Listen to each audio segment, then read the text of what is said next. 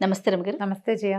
ఏదైనా చందమామ కథ చెప్పండి రమ్మగారు. 70స్‌లోనో, 80స్‌లోనో వచ్చుంటుంది. మంచి కథ ఒకటి చదివాను. బాగుంటుంది కథ. ఒక ఊళ్ళో ఓ రామనాథం గారని ఒక ఆయన ఉండేవారు. భార్యాభర్త. ఓకే. అయితే రామనాథం గారికి ఏవో పాట పాడుకుంటూ ఉండేవాడు. సంగీతం మీద ఆసక్తి. వాళ్ళ ఆవిడ చెవులు మూసుకునేది. ఇష్టం లేకనా? ఎంతసేపు ఇలా పెదాలు పాడతావు అనేది. నువ్వు నీ పాట అనేది. చుట్టుపక్కల వాళ్ళు కూడా ఏం పెద్ద ఆసక్తిగా చూపించేవాళ్ళు కాదు. కానీ ఆయన పాడుకుంటూ ఉంటే ఒక ఆత్మానందంగా ఉండేది. ఒకళ్ళకు ఉంటుంది కదా, ఏదో ఒకటి పాడేవాడు. ఆయన నువ్వు పనులు మానేసి పాట పాడుతున్నావు అనేది, లేకపోతే నీ పాట వినలేక వస్తున్నావు అనేది. అయినా కూడా పాపం ఆయన సోలు డెడ్ కాలేదనమాట, పాడుకుంటూనే ఉండేవాడు. అయితే ఏమైందట, ఆయన పాటని పెద్దగా పరిగణనలోకి తీసుకోగలిగే పాటగా ఎప్పుడూ లేదు ఆయన జీవితంలో. చుట్టుపక్కల వాళ్ళు అలాగే లలాయి పదాలు పాడతాడు అలా అనేవాళ్ళు. అయితే ఏమైందట, ఒకనాడు వాళ్ళ ఆవిడేదో పక్క ఊరికి వెళ్తే సాయంకాలం ఏదో కొంచెం అన్నం వండుకున్నాడు. ఆవు అని ఏదో పాట పాడుకుంటున్నాడు. దారిన ఒక ముగ్గురు పెద్దవాళ్ళు వెళ్తున్నారు. ఈ వెళ్ళేవాళ్ళు చీకటి పడిపోయింది, తలుపు కొట్టారు. బాబు, ఏదో వ్యాహ్యాలకని బయలుదేరాము, చీకటి పడిపోయింది, పక్క ఊరు వెళ్దాం అనుకున్నాము, ఈ రాత్రికి మీ ఇంట్లో ఆశ్రయం ఇస్తారా అంటే, అయ్యో దానికేం బాబు, రండి పడుకుందరు కానీ రండి అన్నాడు. ఏమైనా తిన్నారా అంటే ఏమీ తినలేదన్నారు. సరే, అయ్యో మా ఆవిడ ఉంటే వంట చేసి పెట్టేది, సరే ఏముందిలేండి నేను కూడా ఏదో కాస్త వండి పెడతాను, ఒక ముద్ద ఉడికేస్తా, వద్దన్నారు వాళ్ళు. వద్దులే బాబు, ముందు మగవాడివి నువ్వేం చేయకాల్చుకుంటా అంటే, పర్వాలేదండి పర్వాలేదు కూర్చోండి అని ఏవో మంచినీళ్ళు ఇచ్చి, కాస్త తాగడానికి పలచగా మజ్జిగిచ్చి వంటింట్లో కూర్చొని నిదానంగా కాస్త బియ్యం పొంగించాడు, ఒక గిన్నెడు చారు పెట్టాడు, ఏదో నలకంత కూర లాంటిది ఏదో వేయించాడు. ఈయనకి ఏంటంటే ఏదైనా పని చేస్తుంటే ఊ ఊ అంటాం అలవాటు. సాగదీస్తాడు, కూనరాగాలు తీస్తూ పని చేస్తాడు. అదే అటా అటా అటా అటా పాడుకుంటూనే ఉన్నాడు. ఈ బయట కూర్చున్న ముగ్గురు పెద్దవాళ్ళు ఆ పాట వింటూ ఉన్నారు. ఉండేసరికల్లా బయటకు వచ్చాడు, ఆకులు వేశాడు, విస్తలేసి వడ్డించబోతే, బాబు ఏమిటో పాట పాడుతున్నావు, ఓసారి పాడబోయి బాగా వింటామన్నారు. సిగ్గుపడ్డాడు ఇతను రామనాథం గారు. అబ్బాయి అంత గొప్ప పాట కాదండి, మా ఆవిడ ఉంటే ఈ పాటికి ఎన్ని అర్పులు వచ్చేదో నా మీద అంటే, కాదు కాదు వినడానికి చాలా బాగుంది, నువ్వు ఆత్మానందంతో పాడుతున్నావు, పాడు పాడు ఏం పర్వాలేదని అన్నం వడ్డిస్తుంటే పాడమన్నారు. ఉత్సాహం, ఎవరైనా బాగుంది బాగుందంటే ఉత్సాహం వస్తుంది. ఈయన చక్కగా బోల్డ్ పాటలు పాడాడు, వాళ్ళకి అన్నాలు వడ్డించాడు, పక్కలేసాడు, కంచ ఆకులు తీశారు వాళ్ళే. ఇతను ఇల్లు ఆకులు సర్దుకున్నాడు. మరి వంట వడ్డించిన వంట అంతా వెనక్కి సర్దుకోవాలా, అక్కడి నుంచి పక్కలేసాడు. వాళ్ళు పడుకునేదాకా పాడుతూనే ఉన్నాడు. ఉత్సాహం వచ్చింది. పడుకున్నారు. పడుకున్నాక తెల్లవారుజామున వెళ్ళొస్తాం బాబు, మేము పొద్దునే వెళ్ళిపోతాం అన్నారు. అంటే అలాగేనండి అని, ఏదైనా కోరుకుంటే చెప్పునైనా, ఏదైనా అడుగు, నీ పాట మాకు చాలా నచ్చింది, నీకు అసలు నీ మనసులో ఏముంది కోరిక అని అడిగారు. అడిగేసరికల్లా ఏం కోరిక ఉంటుందండి, ఎప్పటి నుంచో ఒక మంచి వీణ కొనుక్కోవాలని కోరిక నాకు, అది ఎట్లా చక్కటి స్వరం ఉన్న వీణ కావాలి, ఇది పాట పాడితేనే మా ఆవిడ తిట్టిపోస్తుంది, చుట్టుపక్కల వాళ్ళు ఎవరు హర్షించరు, వీణ ఏం చేసుకుంటాను నేను, కానీ ఆ వీణ మీద మనసండి నాకు అని చెప్పాడు. ఓహో బాగుంది అనుకున్నారు, పడుకున్నారు. తెల్లవారేసరికి వాళ్ళు వెళ్ళిపోయారు. కానీ వాళ్ళకి పక్క వేసిన ప్రాంతంలో ఒక చక్కగా బంగారు మెరుగులేంతున్న వీణ మాత్రం కనపడింది. ఆనందం పట్టలేకపోయాడు. వాళ్ళు ఎవరో దేవతలు నాకు ఈ వరం ఇచ్చారనుకున్నాడు. ఆ వీణని ఇట్లా అన్నాడు, అనగా అని మోగింది. అది ఓంకారం వస్తుంది అందులోంచి. మళ్ళీ అన్నాడు, ఇంకోసారి ఓంకారం వస్తుంది. దాని దగ్గర కూర్చున్నాడు. ఆయన చిన్నప్పుడు కాస్త వీణ నేర్చుకున్నాడు, ఆయనకు వచ్చు చిన్నప్పటి వీణ ఏదో. ఆ వీణ తీగలు శృతి అయిపోతే తీగలు శృతి చేసే ఉన్నాయి. వాయించాడు. వాయిస్తే ఎంత బాగుందంటే, పాడుకుంటుంటే ఈయనకు వచ్చే ఆనందం కంటే 100 రెట్ల ఆనందం వస్తుంది. అప్పుడే వాళ్ళ ఆవిడ పక్క ఊరు నుంచి వచ్చి సంచి చేత్తో పుచ్చుకుని లోపలికి వస్తూ అట్లా మెస్మరైజ్డ్గా చూస్తూ ఉండిపోయింది. ఆవిడికి కూడా నచ్చింది. ఏమీ అనలా, ఎంత బాగుందయ్యా అంది. ఏ వీణ ఇది వాయించినా బాగా పలుకుతుంది దాని మీద. ఈయనకి చేత రావక్కర్లా, అది వచ్చేస్తుంది. ఏ ఫీల్తో వాయిస్తే ఆ ఫీల్ రాగం పలుకుతుంది. అది ఆయనకి ఆనందంతో వాయిస్తే ఆనంద భైరవి రాగం వాయించి పారేస్తుంది. చుట్టుపక్కల వాళ్ళంతా వింటారు. ఇక అక్కడి నుంచి చుట్టుపక్కల వాళ్ళు వీళ్ళు అందరూ వింటాం మొదలుపెట్టారు. ఈయన పనే పొంగని టింగ్ టింగ్ అని కూర్చునేవాడు వీణ దగ్గర. జనాలు ఆ రసాంబోధిలో ఓలలాడుతూ ఉండేవాళ్ళు. భార్య ఏమీ కాదనేది కాదు, ఆయన పని అయిపోయేది, ఆయన వీణానందము అయిపోయేది. ఎంతో బాగుంది. ఆయనకి చాలా గొప్ప, చాలా సంతోషం. అంతకుముందు లలాయి పదాలు పెడతావు అని తిట్టిపోసేవాళ్ళు. కిక్కురు మనకండా ఉన్నారు. దాంతో ఒక ఏమంటారు, ఒక మెట్టు ఎక్కాడు అనుకుందాం, ఆ, అలా అయిపోతాం. అందరూ శభాష్ అంటుంటే ఎలా ఉంటుంది జయ? అవునవును. ఏనుగెక్కినట్టు ఉండదు. ఆనందంతో అలా ఆనందంతో ఎక్కాడు. కొంతకాలం తర్వాత ఏమైంది, ఆ ఊళ్ళో ఒక రంగనాథ శాస్త్రి గారు, రంగనాథాచార్య అని ఒక ఆయన ఉన్నాడు. రంగనాథం గారు. ఆయన ఏదో ఎక్కడికో వెళ్ళి చాలా కాలం తిరిగి వచ్చాడు. ఉమ్, వస్తే వాళ్ళ ఆవిడ వాళ్ళ పక్కింటి ఆయన, అబ్బో రామనాథం ఎంత బాగా వాయిస్తున్నాడో వీణ, వాడికేమొచ్చు వీణ రావటం ఏమిటి, వీణ అంటే అంత సింపులా, పాటే లలాయి పదాలు వాడివి, ఇంకా వీణ ఒకటే వీడి ఫేస్కి అలాగ మాట్లాడాడు. మాట్లాడితే వాళ్ళ ఆవిడ, కాదండి అందరూ చెప్పుకుంటున్నారు, అసలు వీణ వాయిస్తే ఏ రసంలో మొదలు పెడితే ఆ రసం ఉద్వేగం వచ్చేస్తోంది మనకి, మనుషులకి, చాలా బాగుందండి అది అనేసరికల్లా సరే ఈయన ఏమనుకున్నాడు, ఒకనాడు సాయంకాలం నేను వెళ్ళి వినొస్తానని వాళ్ళ ఇంటికి వెళ్ళాడు. ఆ పూట ఈయన ఒక్కడే పోయాడు. ఇంట్లో ఎవ్వరు లేరు. ఈ రామనాథం గారు ఏదో వీణ సవరించుకుంటున్నాడు. ఏమిటో నువ్వెంతో బాగా వాయిస్తున్నావుట, మరి ఏదైనా ఒకటి వాయిచ్చు వింటామన్నాడు. అనేసరికల్లా అంతకుముందు ఈ రామనాథం గారికి తెలిసి రంగనాథ శాస్త్రి ఎప్పుడూ ఇతన్ని విమర్శించబడి, ఆయన ఒక పాటి గాయకుడు. ఆ ఊళ్ళో పేరెన్నిక కన్న గాయకుల్లో ఆ రంగనాథం గారు కూడా ఒకడు. ఓకే. ఈ లల్లాయి పదాలు వేసుకుని ప్రతి కచేరీలోనూ తయారవుతున్నాడని అనిపిస్తుంది. మనకి ఎలా ఉంటుంది జయ, ఒక పేరెన్నిక కన్న వాళ్ళు 10 మంది ఉన్నారనుకో, ఒక అప్కమింగ్ వాడినో లేకపోతే ఏదో ప్రయత్నం చేసేవాడినో చూస్తే చిన్న చూపుగా ఉంటుంది. అవును, వీడు ఎక్కాడేమిటి మాతో పాటు స్టేజ్కి అనిపిస్తుంది. న్యాచురల్ కదా, అవును. మేము ఎంతో కష్టపడి పైకొచ్చాం, పైకొచ్చాం, వీడు ఇట్లా వచ్చేసాడు ఏంటి అనిపించింది. అలాగూ అనిపిస్తుంది. దాని తోడు కొంతమంది నోరేసుకుని విమర్శిస్తారు, అవును. నీ ఫేస్కి అప్పుడే నువ్వు ఎక్కేవు స్టేజ్ అని. ఈ రంగనాథం గారు ఆ తరహా మనిషి. ఆయన విద్వత్తున్నవాడే, కాకపోతే అంటాడు గబుక్కన. 2-3 సార్లు ఇతన్ని విమర్శించాడు, నువ్వు నీ లల్లాయి పదాలు అని. సరే ఈయన ఏం చేశాడు, వీణ వాయించడం మొదలుపెట్టాడు. వీణ వాయిస్తుంటే కరుణరసం ఉన్న సంగీతం అది, కరుణరసంతో వాయిస్తున్నాడు. ఈయన ఇట్లా కళ్ళు తుడుచుకున్నాడు రంగనాథం గారు. ఈయన రెట్టించిన ఉత్సాహంతో వాయించేస్తున్నాడు. క్రమంగా లాదు అశ్రువులు వచ్చేసి, ఏడుపు వచ్చేసి ఆయన వెక్కిళ్ళు పెట్టి ఏడ్చేస్తున్నాడు.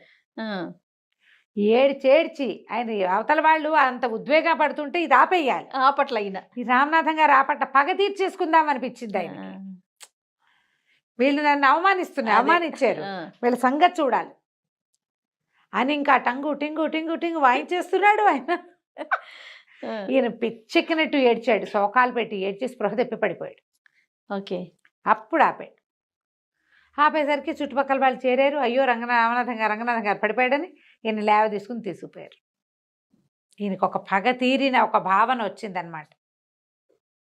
వీణ పక్క పెట్టాడు, నిద్రకు ఉపక్రమించాడు. తెల్లవారేసరికి వీణ లేదు, మాయమైపోయింది. పొద్దున మళ్ళీ 11 గంటలకి జనాలు వీణ వినడానికి వచ్చేసరి పని అయిపోయాక ఏది వీణ, వీణే లేదు. వీణ ఇంట్లో నుంచి మాయమైంది. ఓ, అప్పుడు రామనాథం గారు చెంపలేసుకున్నాడు, నాది పొరపాటు, ఆత్మానందం కోసం నేను పాడుకుంటున్నానని సంతోషించి ఆ గంధర్వులో ఎవరో నాకు ఆనందంగా ఉంటానని వేణిచ్చారు, నేను నా పగ తీర్చుకోవడానికి సాధనాన్ని చేసుకున్నాను దాన్ని. ఆయన దుఃఖపడుతుంటే కూడా నేను ఆపకుండా ఆయన స్పృహ తప్పిపోయేలాగా చెయ్యాలని పగ నాది. దేవతలు ఎప్పుడూ వాటిని సమర్థించరు. నువ్వు సంతోషంగా ఉండు, నీ సంతోషం కోసం ఏమైనా ఇస్తాం, నీ సంతోషం పక్కవాడి దుఃఖానికి కారణం కానే కాకూడదు. అందుకని ఆ వీణ మాయమైపోయింది. చిత్రవీణ చిత్రంగానే మాయమైపోయింది. ఆ తర్వాత ఆయన పాడడం కూడా మానేశాడు. కథ కంచికి మనం ఇంటికి. భలే ఉంది రమ్మగారు, చాలా బాగుంది, మంచి కథ కదా. అవునండి. నమస్తే రమ్మగారు. నమస్తే చే రమ్మగారు. ఇదివరకు మీరు చక్కగా చిన్ని కథలు చెప్పేవాళ్ళండి, అవి కూడా కామెడీ కథలు, తెనాలి రామకృష్ణుడు ఇలాంటివి పెద్ద పెద్ద కథలు సిరీస్లు చెప్పిచేస్తున్నారు. మరి సింపుల్ కథలు లేవు, 10 నిమిషాల్లో అయిపోతే 10 నిమిషాలైనా అంటారు. విన్నట్లు అనిపించట్లేదు. అదే మరి మీకు అరగంట కథలు అలవాటైపోయి. ఈరోజు ఏమన్నా సరదా కథలు చెప్పుకుందామండి. తెనాలి రామలింగడి కథలు చెప్పుకోవచ్చు, ముల్లా నసరుద్దీన్ కథలు చెప్పుకోవచ్చు, బోల్డ్ ఉన్నాయి కథలు. సరే అదొకటి ఇదొకటి చెప్దాం. 2 చెప్పేస్తారా? అదొకటి ఇదొకటి చెప్దాం. తెనాలి రామకృష్ణుడి కథ చూద్దాం. చూడు, ఆయన భలే తెలివైన కథలు కదా. ఒక రోజట తెనాలి రామకృష్ణుడు గారు ఎక్కడికో నడిచి వెళ్తున్నాడు. నడిచి వెళ్తుంటే కొంచెం కన్చీకట్లో ఓ కుర్రాడు ఎవరో ఈయన్ని గుద్దాడు. గుద్దాడు. ఇట్లా వెళ్తూ భుజంతో ఈయన కేకలేసాడు, ఏంట్రా అబ్బాయి అని. కేకలేసేసరికి చూడలేదండి. చూడలేదంటే ఒక పెద్ద చిన్న లేదు నీకు, చూసుకోబా, అంత చూసుకొనితనం ఏమిటి, కనపడుతున్నావు, నువ్వు నాకు దూరం నుంచే కనిపించావు, నువ్వు ఏటో చూస్తూ నా మీదకి వచ్చి గుద్దేవు అని కేకలేసాడు. ఇది జరిగింది ఎక్కడ? ఒక చిన్న సైజు మ్యాజిస్ట్రేట్ గారి వాకిట్లో. ఓహో. 3-4 చేరారు. కవిగారిని కుర్రాడు గుద్దేశాడు అన్నారు అని చూశారు ప్రతి వాళ్ళు. అక్కడి నుంచి కొద్దిగా పంచాయతీ అయింది. మామూలుగా ఏదైనా ఇలా గొడవ అయితే 4 చేరతారు కదా. ఈ 4 ఏం చేశారు, ఆ మ్యాజిస్ట్రేట్ గారిని రండి రండి బయటికి, ఇక్కడ ఏమైందో చూడండి, తెనాలి రామలింగడు గారిని కుర్రాడు ఎవడో కొట్టేసి వెళ్ళిపోతున్నాడు అని కేకలేశారు. కేకలేసరికల్లా ఆయన బయటకు వచ్చాడు. తీరా చూస్తే ఈ కుర్రాడు ఆయనకి తెలుసు, వాళ్ళు చుట్టాలబ్బాయే. ఓహో, మ్యాజిస్ట్రేట్ గారికి, మ్యాజిస్ట్రేట్కి చుట్టాలబ్బాయి. అప్పట్లో ఏదో న్యాయాధికారులు అంటారు కదా, ప్రాడ్వి వాక్కులు అలాంటి పేర్లు ఏవో ఉండేవి, న్యాయాధికారి. నేను ఈజీగా మ్యాజిస్ట్రేట్ అని చెప్తున్నా. ఏముంది ఇందులో అన్నట్టుగా, ఎరా ఎందుకు దేవు అని అడిగాడు. నేను చూడలేదండి అన్నాడు వాడు. అనేసరికి చూడలేదేంటి, వీడిని కేకలేయాలని రామలింగడు స్ట్రైట్గా నుంచుని ఉన్నాడు అనమాట. వాడిని దండించి వెళ్ళాలని, లేకపోతే ఇంకా నన్ను చేశాడు, రేపొద్దున ఇంకోళ్ళని చేస్తాడు. వాడు గట్టిగా బుద్ధి చెప్పాలి కదా. అనేసరికల్లా తప్పుకు రూపాయి కట్టి వెళ్ళిపో అన్నాడు ఆయన. ఒక గుద్దుగుద్దేవు కదా, ఓ రూపాయి కట్టు, సింపుల్గా రూపాయి ఇస్తాడులేండి కవి గారు, మీరు వెళ్ళండి అన్నాడు. రామలింగడికి ఒళ్ళు మండిపోయింది. ఏమిటి గుద్దుకు రూపాయా? వాడేం చేశాడు, నిర్లక్ష్యంగా ఎడపక్క జేబులో నుంచి రూపాయి తీసి ఆడబడేశాడు, తీసుకోండి అని. ఈయన కాలిపోయింది. మిగిలిన వాళ్ళంతా కొంచెం నవ్వు మొహాలు పెట్టుకున్నారు. చుట్టుపక్కల వాళ్ళు ఏమనుకుంటారు, ముసిముసి నవ్వులు నవ్వుతారు కదా. ఓ గుద్ది ఓ రూపాయి ఇచ్చినట్టు. అంతేగా, అంతే కదా. తెనాలి రామలింగడు అన్నాడు. ఆ రూపాయి తీసుకున్నాడు. తీసుకుని ఏం చేశాడంటే కాస్త అటు ఇటు చూసి ఈ న్యాయాధికారి మొహం మీద పెడేయాలని ఒక గుద్దాడు. అన్నారు చుట్టుపక్కల ఉన్న జనం అంతా. ఆయన ముక్కు మొహం మూసుకున్నాడు. ఏంటండి కవి గారు అన్నారు. గుద్దుకు రూపాయి కదండి, ఇదిగో తీసుకోండి అని ఆ రూపాయి రూపాయి ఎత్తి చేతిలో పెట్టాడు. మీరు చెప్పిందే కదా, గుద్దుకు రూపాయి, సరిపోయింది పదండి, మీరు లోపలికి వెళ్ళండి, నేను ఇంటికి వెళ్తాను. తనని ఇచ్చారని నడుచుకుంటూ వెళ్ళిపోయాడు. ఇప్పుడు ఆయన ఏమంటాడు, తను ఇంతకుముందు 3 నిమిషాల క్రితం ఆయన ఏం చేశాడు, తను చేసింది అదే, కవిగారికి క్షమాపణ చెప్పు, తప్పొప్పుకో, పెద్దవాళ్ళ ముందు ఇలా ప్రవర్తించకూడదు లాంటి వాక్యాలు చెప్పకుండా ఓ రూపాయి ఇస్తాడు అని చెప్పి చెప్పుకోండి అని చెప్పారు. ఇప్పుడు దానికి సమాధానం ఏం చేయాల్సి వచ్చింది, ఈయన కూడా ఒక ముక్కు పగల కొట్టించుకుని ఒక గుద్దు గుద్దించుకుని ముక్కు మీద ఆ రూపాయి పుచ్చుకోవాల్సి వచ్చింది. కాదు కూడదని కవిగారిని ఏమైనా చుట్టుపక్కల వాళ్ళందరూ ఏమంటారు. పైగా ఇది రేపొద్దున రాయలవారి దగ్గరికి వెళ్తే గుద్దుకు రూపాయి అనే మాట ఎంత ప్రచారం అయిపోతుంది. ఆయన ముక్కు మొహం తడిబడిలో పెట్టి మొహం ముక్కు అద్దుకుంటూ నోరు మూసుకుని లోపలికి వెళ్ళిపోయాడు. గుద్దుకి గుద్దే సమాధానం. రూపాయి ఉంది కదా మధ్యలో, రూపాయి ఉంది, సమాధానానికి ఏముంది, ఒక గుద్దుగుద్ది ఊరుకోలేదు, రూపాయి ఇచ్చాడు. సూపర్. ఆయన కావాల్సిన న్యాయం ఏమిటి, కుర్రాన్ని కేకలేయాలి, వాడితో పెద్దవాళ్ళకి క్షమాపణ చెప్పించాలి. ఆ 2 చేయలే. వాడిని కేకలేకుండా ఏమిరా అని మామూలుగా క్యాజువల్గా అడిగి ఓ రూపాయి ఇచ్చి వెళ్ళిపో అంటే అదేం మాట. బాగుంది. ఇలా అయింది. చిన్న కథలు. అందుకని నేను మీరు పదే తెనాలి రామలింగడి కథలు చెప్పు అని అడుగుతున్నా కూడా నేను ఎక్కువ చెప్పని కారణం ఇది. ఎంతసేపు వస్తుంది, 5 నిమిషాలు కూడా రా. కానీ చూడండి ఎంత దీంట్లో ఎంత వివరం ఉందో చూడండి. అదే కదా మనం ఆలోచించుకోవాలి. అంతే. ముల్లా నసరుద్దీన్ కథ ఒకటి చెప్తాం. ఆయన తన వాకిట్లో పడుకుని నిద్రపోతున్నట్టు. నిద్రపోతుంటే ఒక వాడు ఎవరో బయట ఏమిటో సందడిగా ఉంది, ఒక ఆయన పరిగెత్తుకుంటూ వచ్చాడు. ముల్లా గారు చచ్చిపోయాడండి అన్నాడు. ఈయన సడన్గా మెలకు వచ్చింది. ఏమిటి, నేనేనా నన్నేనా అంటున్నాడు అని. ఏమిటి అన్నాడు. అయ్యో ముల్లా నసరుద్దీన్ గారండి, అక్కడ బండి కింద పడి చచ్చిపోయాడు అని చెప్పాడు. చెప్పేసరికల్లా ఈయన కొద్దిగా ఆలోచించాడు. ముల్లా ఏనా అంటే అవును అన్నాడు. ముల్లా పొడుగ్గా ఉన్నాడా? పొడుగ్గా ఉన్నాడు. బక్కగా ఉన్నాడా? బక్కగానే ఉన్నాడండి. ముల్లా నసరుద్దీన్ అంటే వాళ్ళంతా చెప్పుకుంటున్నారు. సరే బాగానే ఉంది. అయితే ముల్లా అని నీకు చెప్పిన వాళ్ళందరికీ ముల్లా తెలుసా అంటే ముల్లా నసరుద్దీన్ అందరికీ తెలుసండి, వాళ్ళంతా చెప్తున్నారు ముల్లా నసరుద్దీన్ అని. వాళ్ళు ఇల్లు ఇక్కడేటో చెప్పిరమ్మన్నారు, అందుకని నేను వచ్చాను పరిగెత్తుకుంటూ అన్నాడు. ఈ లోపల వాళ్ళ ఆవిడ వచ్చింది లోపలికి. నువ్వు వెళ్ళిపో, లోపలికి పంపించేశాడు ఆయన. తర్వాత అడిగాడు, భుజానికి ఒక సంచి ఉందా? ఉందండి. చేతికి ఉంగరాలు అవి ఉన్నట్టు ఏం లేవండి. అయితే సరే, అయితే బాగానే ఉంది. ఇంతకీ ఏ రంగు చొక్కా వేసుకుని ఉన్నాడు బండి కింద పడి ఉన్నవాడు? ఆకుపచ్చ చొక్కా అండి అన్నాడు. ఆకుపచ్చదా? అయితే నేను కాదులే, నాకు ఆకుపచ్చ చొక్కాలు లేవన్నాడు.